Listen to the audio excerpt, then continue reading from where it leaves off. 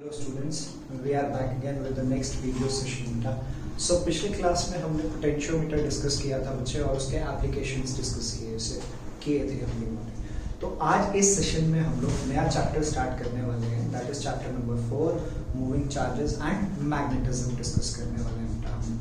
तो अभी तक हमने स्टैटिक चार्जेस की बात की है. स्टैटिक चार्जेस से इलेक्ट्रिक फील्ड, स्टैटिक चार्जेस के बीच में फोर्सेस, स्टैटिक चार्जेस की वजह से इलेक्ट्रिक पोटेंशियल और कैपेसिटर और कैपेसिटेंस के बारे में हमने डिस्कस किया है. फिर हमने मूविंग चार्जेस की बात करें, अगर इलेक्ट्रिक करंट की बात की हमने चैप्टर नंबर 3 के अंदर.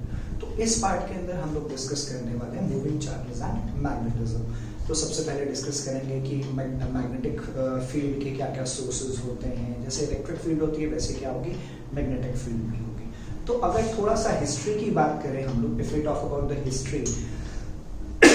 हिस्ट्री ऑफ मैग्नेटिज्म और इलेक्ट्रिसिटी को as different branches of physics पढ़ा जाता है. मैग्नेटिज्म और इलेक्ट्रिसिटी को प्रीवियसली बहुत पुराने से अराउंड 2000 इयर्स तक इनको डिफरेंट ब्रांचेस ऑफ साइंस की तरह पढ़ा जाता था. लेकिन क्रिस्टियन ऑर्स्टेड का एक एक्सपेरिमेंट हुआ जिसके अंदर उन्होंने क्या किया, एक करंट कैरिंग कंडक्टर के पास में एक मैग्नेटिक नीडल रखी और उस नीडल के अंदर देखा उन्होंने कि करंट का अगर वेरिएशन किया जाए तो डिफ्लेक्शन आ रहा है, और अगर नीडल के पास रखा जाए, नीडल को अगर करंट कैरिंग कंडक्टर के पास में रखा जाए तो ये ऑब्जर्व किया गया that electric field is magnetic field is more, और अगर उसको मूव कर रहे थे तो दूर की तरफ मूव कर रहे थे तो डिफ्लेक्शन कम हो रहा था. तो इस तरह से ये समझ आया कि that particular experiment of Christian Oersted was the foundation for a new branch of physics which is known as electromagnetism. Electromagnetism में ये कहा गया कि इलेक्ट्रिसिटी, जैसे कहा मैंने कि पहले क्या किया जाता था, इलेक्ट्रिसिटी और मैग्नेटिज्म को दो डिफरेंट ब्रांचेस ऑफ साइंस की तरह समझा जाता था या पढ़ा गया. लेकिन उसके बाद इस एक्सपेरिमेंट के बाद बेसिकली क्या हुआ कि इलेक्ट्रिसिटी और मैग्नेटिज्म को यूनिफाई कर दिया गया. जैसे पढ़ा है हमने 11th क्लास में, यूनिफिकेशन हुआ इलेक्ट्रिसिटी और मैग्नेटिज्म का, and a new branch of physics came into existence और science came into existence, that is known as electromagnetism. वो क्या है, इलेक्ट्रोमैग्नेटिज्म है. तो इस एक्सपेरिमेंट से ये पता चला कि मूविंग चार्जेस के आसपास क्या होगा, कहीं पे भी एक करंट कैरिंग कंडक्टर है या कोई एक मूविंग चार्ज है, उसकी वजह से क्या होगी, इलेक्ट्रिक फील्ड और मैग्नेटिक फील्ड दोनों होंगे. ठीक है. तो एक और चीज हमने ध्यान रखनी है कि अगर एक स्टेशनरी चार्ज है, स्टेशनरी चार्ज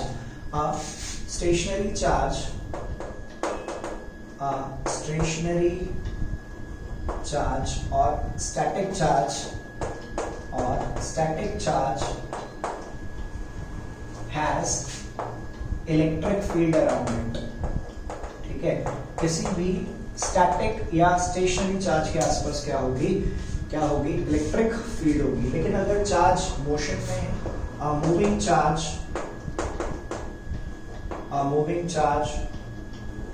और करंट कह लें, moving charge has electric and magnetic field around it. उसके आसपास क्या होगा, इलेक्ट्रिक और मैग्नेटिक फील्ड होगी बेटा. उसके आसपास क्या होगा, इलेक्ट्रिक और मैग्नेटिक फील्ड होगी. ठीक है. लेकिन चार्ज, एन एक्सेलरेटिंग चार्ज और ऑसिलेटिंग चार्ज, अगर कोई चार्ज ऑसिलेट कर रहा है और oscillating charge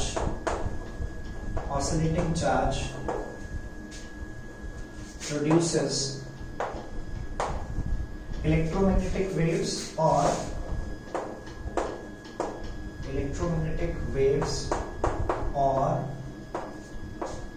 it produces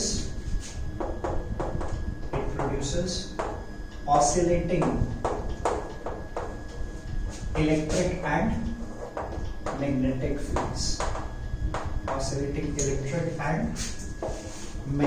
fields.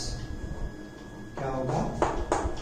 तो क्या समझ में आया हमें क्या समझ में आया? पहला पॉइंट क्या लिखा हमने, जब भी कोई एक स्टैटिक चार्ज होगा, जब भी कोई एक स्टैटिक चार्ज होगा या स्टेशनरी चार्ज होगा, उसके आसपास क्या होगा, इलेक्ट्रिक फील्ड होगी, और वो इलेक्ट्रिक फील्ड टाइम इंडिपेंडेंट होगी, सिर्फ किसके ऊपर डिपेंड करेगी, स्पेस डिपेंडेंट होगी।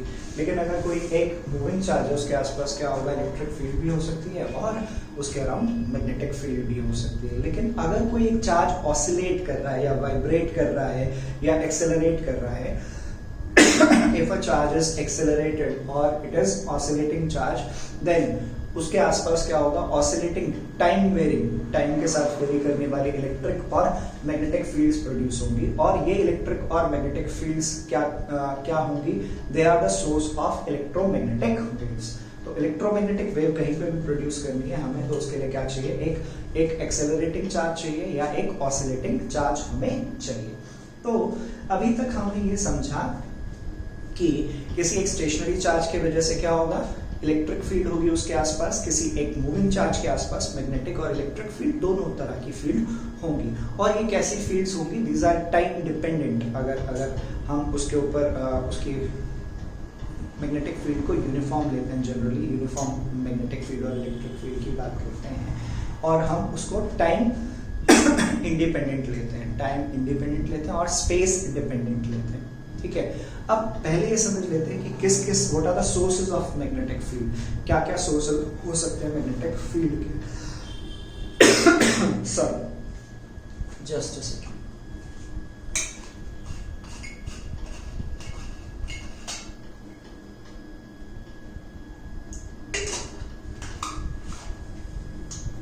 तो हम लोग डिस्कस कर लेते हैं कि what are the sources of magnetic field. किसी भी एक बार मैग्नेट के अराउंड या किसी भी मैग्नेट के अराउंड या ऐसा सब्सटेंस जिसकी मैग्नेटिक प्रॉपर्टीज है, उसके आसपास मैग्नेटिक फील्ड होगी, हमने ये समझा।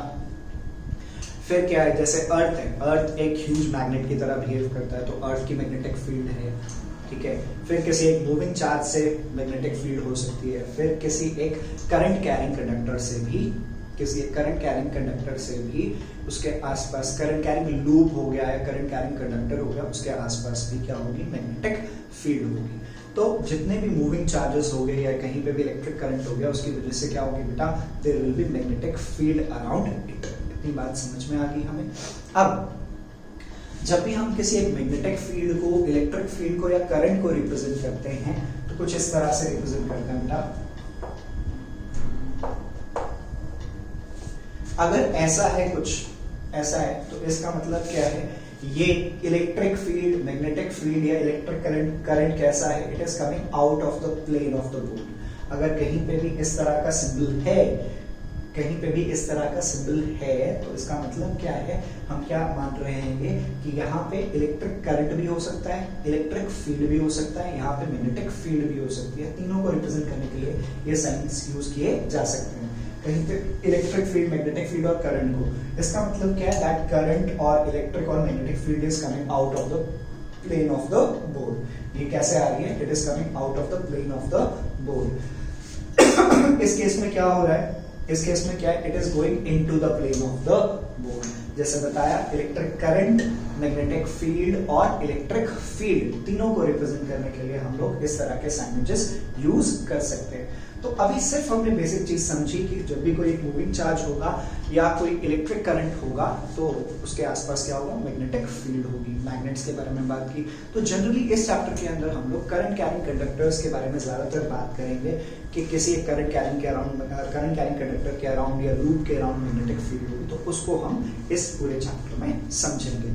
फिर ये बात समझ में आ गई डायरेक्शन के लिए, इसका मतलब क्या है, द करंट, इलेक्ट्रिक फील्ड और magnetic field is coming out of the plane of the board. इसका मतलब क्या है, current, electric current, electric field और magnetic field is going into the plane of the board बेटा जी। ठीक है, अब इसके बाद बात करेंगे हम मैग्नेटिक फोर्स की। मैग्नेटिक फोर्स का मतलब क्या हो गया, जब भी कोई एक चार्ज मैग्नेटिक फील्ड के अंदर मूव कर रहा है, तो उसके ऊपर क्या फोर्स होगी। ठीक है, magnetic force on a moving charge. किसी एक चार्ज के ऊपर मैग्नेटिक फोर्स के बारे में बात करेंगे, जो किस में मूव कर रहा है, किसी एक मैग्नेटिक फील्ड में मूव कर रहा है, तो उसको समझेंगे हम लोग।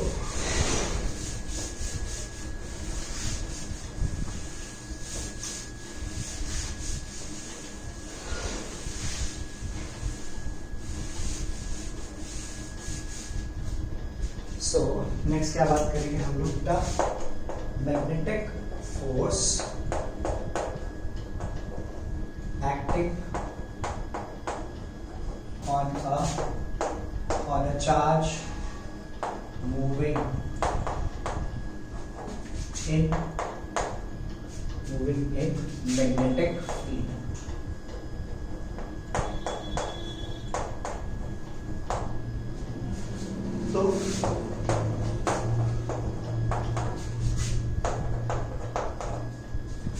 So let's see, consider a charge Q moving with velocity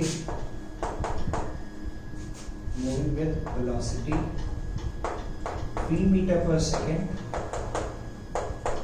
enters a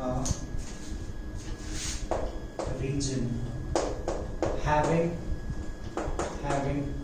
uniform magnetic field B. Magnetic field को किससे डिनोट करते हैं बेटा, B से डिनोट करते हैं. Having uniform magnetic field B, making an angle theta with the magnetic field. Magnetic field के साथ कितना एंगल बना रहा है ये, theta. The magnitude of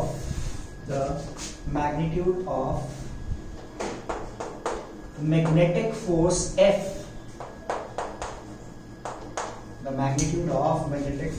F, experienced by this charge or particle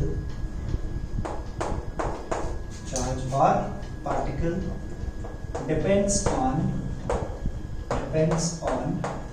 force. किसके ऊपर डिपेंड करती है बेटा, force is directly proportional to magnitude of the force is directly proportional to the charge, magnitude of the force is directly proportional to the velocity, magnitude of charge is directly proportional to B, and F is proportional to sin theta. इन सबको combine करें तो F किसके proportional हो जाएगा, F is proportional to QVB sin theta और F is equal to KVB sin theta. KQVB sin theta. Here K is equal to 1 होगा, experimentally find out करते हैं. Proportionality constant, here proportionality constant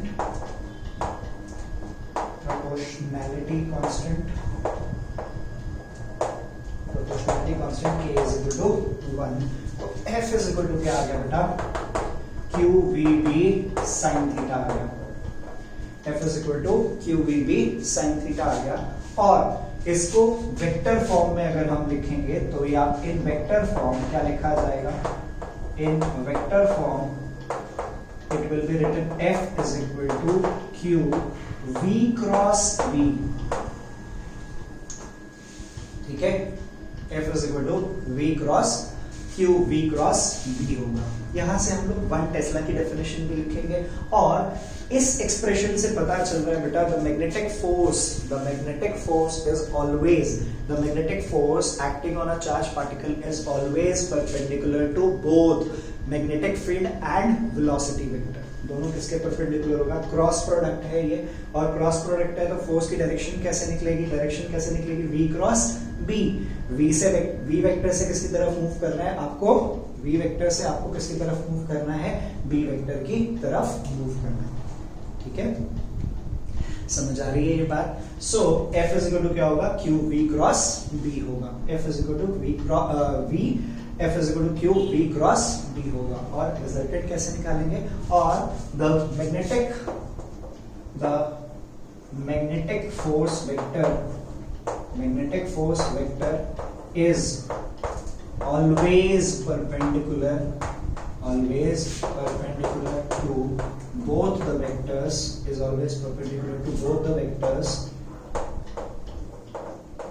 V and B.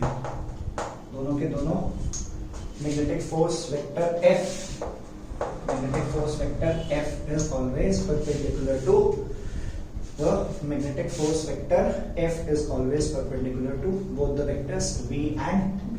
V के भी perpendicular होगा और B के भी परपेंडिकुलर होगा।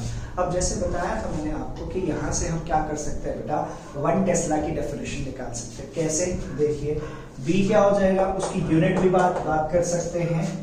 ऐसा unit of magnetic field is Tesla, unit की भी बात कर लेते हैं और 1 टेस्ला की डेफिनेशन की भी बात कर लेते हैं। तो B किसके इक्वल आएगा बेटा, F upon Q B sine theta. F is equal to B is equal to क्या आ गया, F upon QB sin theta आ गया। Now अब B की value when F is equal to 1 Newton, when F is equal to 1 Newton, F क्या है 1 Newton है, V क्या है 1 मीटर पर सेकेंड है और Q क्या है 1 coulomb, theta is equal to 90 degree है। तो ये सारी वैल्यूज क्या देगी, 1 देगी। तो यूनिट लिख लेते हैं, 1 न्यूटन, फोर्स के लिए क्या आ गया न्यूटन, कूलम नीचे क्या है कूलम, मीटर पर सेकेंड, या कूलम को क्या लिख सकते हैं एम्पेयर सेकेंड भी लिख सकते हैं, या ऐसे भी छोड़ा जाएगा। तो ये क्या आ गया newton second coulomb metre, newton second coulomb into metre. ठीक है, अब क्या डेफिनेशन होगी 1 टेस्ला की, 1 tesla is the magnetic field in which a charge of 1 coulomb moving with unit velocity at an angle 90 degree with the magnetic field experiences a magnetic force of 1 Newton। क्या बोला बेटा मैंने आपको, 1 tesla is the magnetic field, 1 tesla is the magnetic field in which a charge or a particle having charge 1 coulomb is moving with unit velocity at an angle 90 degree with the magnetic field and experiences a magnetic force of 1 Newton. That would be the definition of 1 Tesla. तो बेटा homework क्या होगा, अभी बीच में discuss कर लेते हैं। Homework क्या होगा, जो आपका ये चैप्टर है चैप्टर 4, उसको आपने पहले 3 पेजेस के अंदर ये डिस्कशन है उसको रीड करना है और इसके ये नोट्स जो हैं वो आपने लिखने। You have to make the notes and you have to read the 2-3 pages of your NCERT thoroughly. ठीक है बेटा, तो हमने यहाँ से क्या डेफिनेशन समझ ली, 1 टेस्ला की डेफिनेशन समझ ली और 1 टेस्ला इज इक्वल टू क्या हो गया, 1 tesla is equal to 1 newton second per coulomb metre. ठीक है, 1 टेस्ला ऐसा unit of magnetic field is tesla. और सीजीएस यूनिट भी होती है gauss. 1 tesla is equal to 10 raised to the power 4 gauss, capital G लिखते हैं, या 1 गॉस क्या हो जाएगा, 1 Gauss is 10 raised to the power -4 Tesla. ठीक है, आपकी बुक में एक छोटा सा टेबल बना हुआ है, टिपिकल मैग्नेटिक फील्ड कहीं पे किस तरह की होती है, वो इंटरस्टेलर स्पेस में क्या है, ह्यूमन बॉडी के अराउंड क्या होगा। जैसे आपने एक मैग्नेटिक फील्ड का यूज किया जाता है बेटा, एमआरआई होता है हमारी बॉडी का, हमारी बॉडी की भी क्या है कुछ ना कुछ मैग्नेटिक फील्ड है, उसको यूज करके हम मैग्नेटिक रेजोनेंस इमेजिंग होती है जिससे हम डिफरेंट बॉडी पार्ट्स का प्रॉपर फंक्शन के बारे में बात करते हैं, दैट इज एमआरआई। ठीक है, तो वहां पे यूज किया जाता है। तो हमने ये समझ लिया कि जब भी कोई एक चार्ज मैग्नेटिक फील्ड में मूव कर रहा है तो उसके ऊपर एक मैग्नेटिक फोर्स लगेगी और वो मैग्नेटिक फोर्स कैसे लगेगी, F is equal to Q B cross B होगा। F is Q B cross B।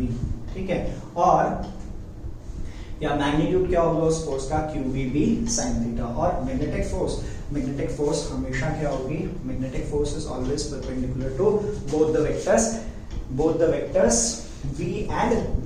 Magnetic field किसके परपेंडिकुलर होगी बेटा, दोनों वेक्टर्स V और B के परपेंडिकुलर होगी। अब इसके बाद आगे बात करेंगे हम लोग कि जब कोई चार्ज पार्टिकल मूव कर रहा होता है तो किस तरह का मोशन हो सकता है। जैसे आगे पढ़ेंगे हम लोग कि जब कोई एक चार्ज पार्टिकल मैग्नेटिक फील्ड में परपेंडिकुलरली एंटर करता है तो उसका पाथ कैसा होगा, उसका पाथ कैसा होगा? The path will be circular. और जब कुछ एक सर्टेन एंगल पे एंटर करेगा तो उसका पाथ क्या होगा? हेलिकल होगा। तो उसी चीज को समझेंगे हम लोग। और एक और चीज समझेंगे कि जब इलेक्ट्रिक मैग्नेटिक फील्ड है कहीं पे और उसके ऊपर मैग्नेटिक फोर्स 0 है तो वो कब हो सकता है? अगर वो चार्ज मैग्नेटिक फील्ड में रखा गया है। तो देखिए केसेस पढ़ने वाले हैं हम लोग, डिफरेंट केसेस। चलिए समझते हैं। Case 1, the charge particle does not experiences any force, any magnetic force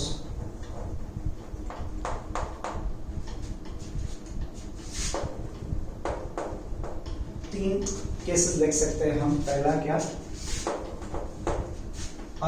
stationery charge. अगर कोई एक चार्ज स्टेशनरी है तो वो फोर्स एक्सपीरियंस नहीं करेगा। क्यों? क्योंकि V 0 हो गया। उस केस में क्या हो जाएगा? V 0 हो जाएगा। चार्ज मूविंग पैरेलल और anti parallel to the magnetic field. अगर कोई चार्ज कैसे मूव कर रहा है? पैरेलल या एंटी पैरेलल मूव कर रहा है मैग्नेटिक फील्ड के, तो क्या होगा? साइन थीटा 0 हो जाएगा। सिंस थीटा इज 0 डिग्री और 180 डिग्री। और तीसरा केस हो सकता है जब मैग्नेटिक फील्ड ही 0, when the magnetic field is 0, उस केस में भी क्या होगा? The charge will not experience और the charge particle will not experience any force. तो ये फर्स्ट केस आ गया जब भी कोई चार्ज पार्टिकल क्या है? कोई फोर्स एक्सपीरियंस नहीं करेगा।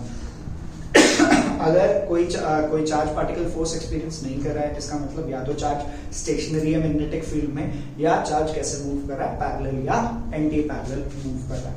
ठीक है। सेकेंड केस बनता है बेटा, when the charge particle enters perpendicular to the magnetic field। Charge particle कैसे एंटर कर रहा है? परपेंडिकुलरली एंटर कर रहा है किसी मैग्नेटिक फील्ड में। तो जब भी कोई चार्ज पार्टिकल परपेंडिकुलरली एंटर करता है, in this case the charge experiences maximum force and magnetic force F, velocity vector V and magnetic field vector B, all are mutually perpendicular to each other। इस case में क्या होगा? सारे के सारे तीनों वेक्टर्स जब क्या कर रहा है? चार्ज पार्टिकल कैसे एंटर कर रहा है? परपेंडिकुलर एंटर कर रहा है। तो इस केस में क्या होता है? हमेशा ध्यान रखना है कि जब ऐसा हो रहा है, जब भी कोई एक चार्ज पार्टिकल परपेंडिकुलरली एंटर कर रहा है किसी मैग्नेटिक फील्ड में, उसका पाथ हमेशा सर्कुलर होगा। उसका पाथ हमेशा क्या होगा? सर्कुलर होगा। और इस केस में क्या होगा? In this case the magnetic force on the charge particle provides the centripetal force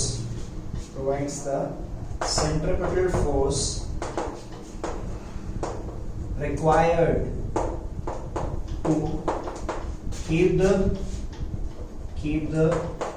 charge particle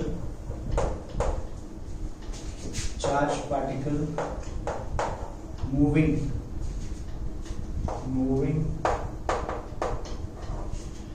in a circular path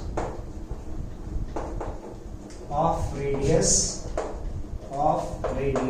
r, हमेशा क्या होगा, जो सर्कुलर पाथ होगा, सर्कुलर ये जो मैग्नेटिक फोर्स है वो क्या प्रोवाइड करेगी, सेंट्रीपिटल फोर्स प्रोवाइड करेगी, और हमेशा जो चार्ज पार्टिकल होगा वो किस में मूव करेगा, एक सर्कुलर पाथ में मूव करेगा। तो हम यहाँ पे देखेंगे कि उस चार्ज पार्टिकल का टाइम पीरियड या फ्रीक्वेंसी क्या होगा, या उस सर्कुलर पाथ का रेडियस क्या होगा, वो समझने की कोशिश करते हैं। अभी कहा हमने कि मैग्नेटिक फोर्स किसके इक्वल होगी, magnetic force is equal to centripetal force. Magnetic force किसके इक्वल है, सेंट्रीपिटल फोर्स के इक्वल है, और मैग्नेटिक फोर्स किसके इक्वल होगी, Q V B sine of theta which is equal to M V square upon are.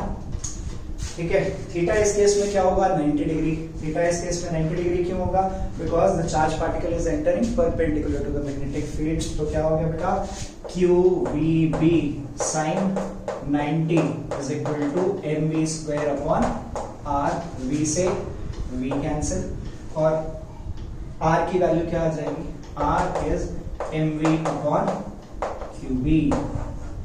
The radius of this circular path, radius of this circular path will be r is equal to mv upon qb। r is equal to क्या होगा बेटा, mv upon qb होगा। अब जैसे बताया मैंने आपको कि इसका टाइम पीरियड निकालेंगे हम लोग, टाइम पीरियड निकालेंगे इसका चार्ज का। तो टाइम पीरियड क्या होगा, और फ्रीक्वेंसी भी निकाल सकते हैं। टाइम पीरियड क्या पढ़ा है हमने, टाइम पीरियड क्या पढ़ा है हमने, वीडियो नंबर 32 है ना, क्या पढ़ा है हमने, टाइम पीरियड क्या होता है, 2 pi r upon v. Time period की वैल्यू क्या होगी, 2 pi r upon v. Time period क्या हो जाएगा, 2 pi r upon v. 2 pi r की वैल्यू क्या है, m v by q b into v, v से वी कैंसिल। टाइम पीरियड क्या आ गया बेटा, 2 पाई एम अपॉन क्यूबी। तो क्या दिख रहा है हमें, टाइम पीरियड किसके इंडिपेंडेंट है, इस चार्ज पार्टिकल का टाइम पीरियड, जो सर्कुलर पाथ है उसके अंदर जो टाइम, उसका जो टाइम पीरियड है सर्कुलर पाथ का, वो किसके इंडिपेंडेंट है, वो आर के भी इंडिपेंडेंट है और वी के भी इंडिपेंडेंट है। इस फैक्ट को हम आगे यूज करेंगे, इस फैक्ट को आगे यूज करेंगे हम लोग। फ्रीक्वेंसी क्या हो जाएगा, frequency is reciprocal of time period. तो क्या आ गया बेटा, 2 पाई बाय क्यूबी। फ्रीक्वेंसी क्या हो गया, क्यूबी अपॉन 2 बाय एम। ठीक है बेटा, इज दैट थिंग क्लियर, ये बात समझ में आ रही है। अब होता क्या है, इसके ऊपर एक तरह का क्वेश्चन आता है जहां पे पूछा जाता है कि अलग अलग तरह के, 2 तरह के चार्ज पार्टिकल्स हैं, वो किसी मैग्नेटिक फील्ड में एंटर कर रहे हैं, तो उनके रेडियाइज को कंपेयर करने के लिए क्वेश्चन आ सकता है। ठीक है, उसको हम लोग आगे डिस्कस करेंगे। अब ये तो समझ लिया कि हमने जब भी कोई एक चार्ज पार्टिकल परपेंडिकुलर एंटर करेगा मैग्नेटिक फील्ड में, उसका पाथ हमेशा क्या होगा, सर्कुलर होगा, और उस सर्कुलर पाथ का रेडियस क्या होगा, r is equal to mv by qb होगा, और टाइम पीरियड क्या होगा, 2 pi m by qb। Frequency क्या होगा, qb बाय 2 पाई m होगा। अब नेक्स्ट बात करेंगे बेटा कि जब चार्ज पार्टिकल किसी एक एंगल पे एंटर करता है, उस केस में क्या होगा, चार्ज पार्टिकल क्या कर रहा है, किसी एक एंगल पे एंटर कर रहा है, तो क्या होगा। ठीक है, चलिए समझते हैं नेक्स्ट। तो ये केस 3 कहेंगे इसको, क्या होगा, केस 3 में क्या होगा, when the charged particle or charge particle or charge enters the uniform magnetic field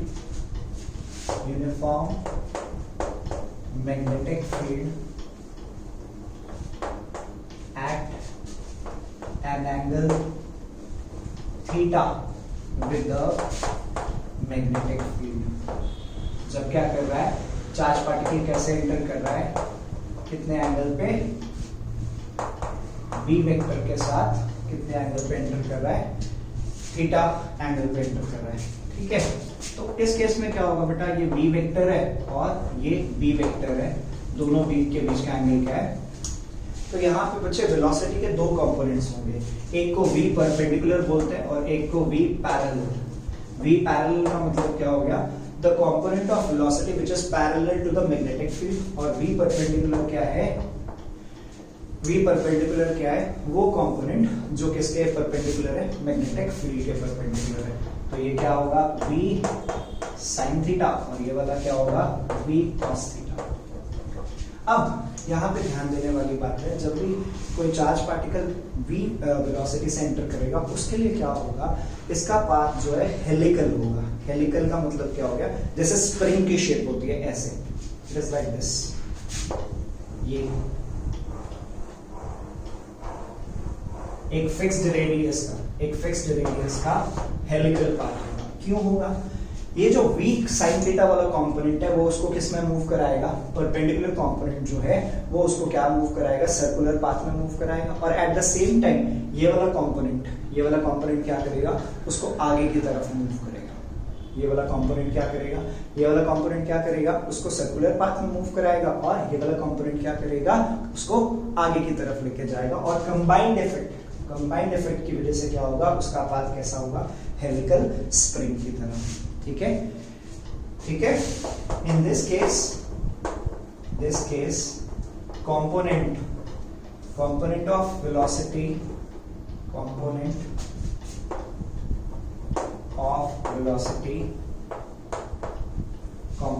v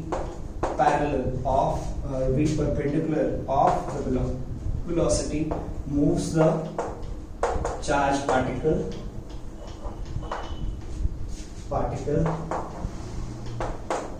in a circular path, and the component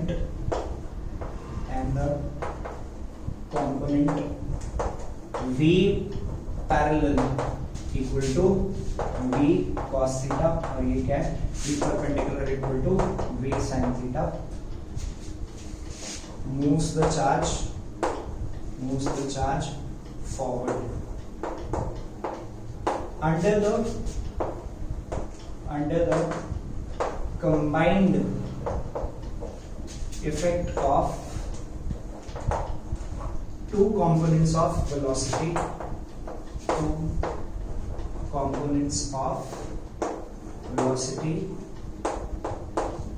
the path of the charge particle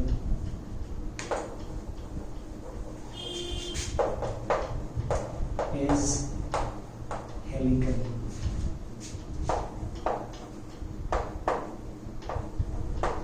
तो जैसे हमने पढ़ा था कि जब भी टाइम पीरियड होगा, अभी पढ़ा था कि टाइम पीरियड जो है वो हमेशा क्या रहेगा, फिक्स रहेगा, वेलोसिटी के ऊपर डिपेंड नहीं करेगा।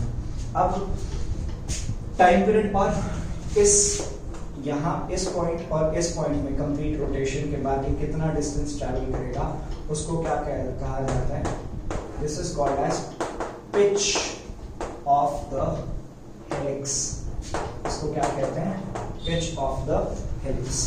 पिच ऑफ द हेलिक्स क्या होगा कि एक टाइम पीरियड में यहां से यहां तक पहुंचने का टाइम पीरियड क्या होगा, यहां से यहां तक पहुंचने का जो टाइम होगा वो किसके इक्वल होगा, टाइम पीरियड के इक्वल होगा। और एक टाइम पीरियड में उसने फॉरवर्ड कितना डिस्टेंस ट्रैवल किया, और फॉरवर्ड डिस्टेंस किसकी वजह से हो रहा है, v cos थीटा की वजह से। इसीलिए पिच ऑफ हेलिक्स क्या होगा, pitch of helix is t into v parallel. Pitch of helix क्या होगा, t into v parallel. t क्या है, क्या निकाला था हमने, 2mv/qb into v cos theta. ठीक है, और जैसे हमने रेडियस निकाला था, वहां पे रेडियस यहाँ पे क्या होगा बेटा, radius is mv sin theta upon qb।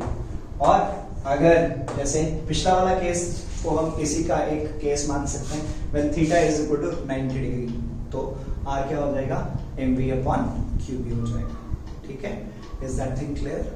और आर थीटा 0 डिग्री होगा, वो पहले ही कर लिया हमने, थीटा 0 डिग्री जब होगा तो क्या होगा, it will not experience any force, it will not experience any force। तो ये हमने बात कर ली motion of a charge particle in magnetic field, एक तरह से कि जब भी कोई एक चार्ज पार्टिकल किसी मैग्नेटिक फील्ड में एंटर कर रहा है, तो पहला क्या समझा हमने, अगर charge particle parallel, anti parallel या स्टेशनरी है तो उस केस में क्या होगा, मैग्नेटिक फोर्स 0 होगा। फिर हमने सेकंड केस देखा कि जब चार्ज पार्टिकल कैसे एंटर कर रहा है, when the charge particle is entering at an angle 90 degree. और फिर हमने एक और केस देखा at एंगल थीटा, तो थीटा एंगल पे उसका पाथ कैसा हुआ, हेलिकल हुआ।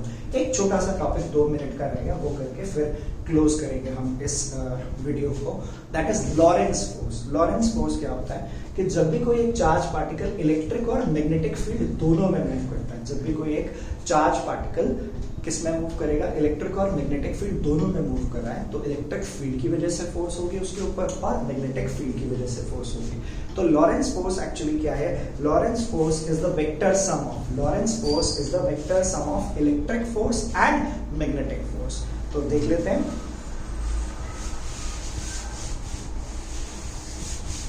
तो क्या कह रहे हैं हम लोग कि कहीं पे अगर इलेक्ट्रिक और मैग्नेटिक फील्ड दोनों है, कहीं पे इलेक्ट्रिक और मैग्नेटिक फील्ड दोनों है, तो वहां पे इलेक्ट्रिक फील्ड भी उसके ऊपर फोर्स लगाएगी, उस चार्ज के ऊपर फोर्स लगाएगी, और मैग्नेटिक फील्ड भी उसके ऊपर फोर्स लगाएगी। इलेक्ट्रिक फील्ड भी फोर्स लगाएगी और मैग्नेटिक फील्ड भी फोर्स लगाएगी। तो इलेक्ट्रिक फील्ड की वजह से जो फोर्स होगी उसको इलेक्ट्रिक फोर्स कहेंगे, और मैग्नेटिक फील्ड की वजह से जो फोर्स होगी उसको मैग्नेटिक फोर्स कहेंगे। और उन दोनों फोर्सेस का जो वेक्टर सम होता है that is called as Lorentz force. Lorentz force क्या हो गया, लॉरेंस फोर्स क्या हो गया बेटा, Lorentz force is the sum of electric and magnetic force. Electric force और मैग्नेटिक फोर्स जो है किसी एक चार्ज पार्टिकल पे, उन दोनों का सम, उसको क्या कहेंगे, that is called as Lorentz force. और लॉरेंस फोर्स अगर मैं F लिख रहा हूं तो F किसके इक्वल होगा, Fe plus Fm, force due to electric field and force due to magnetic field.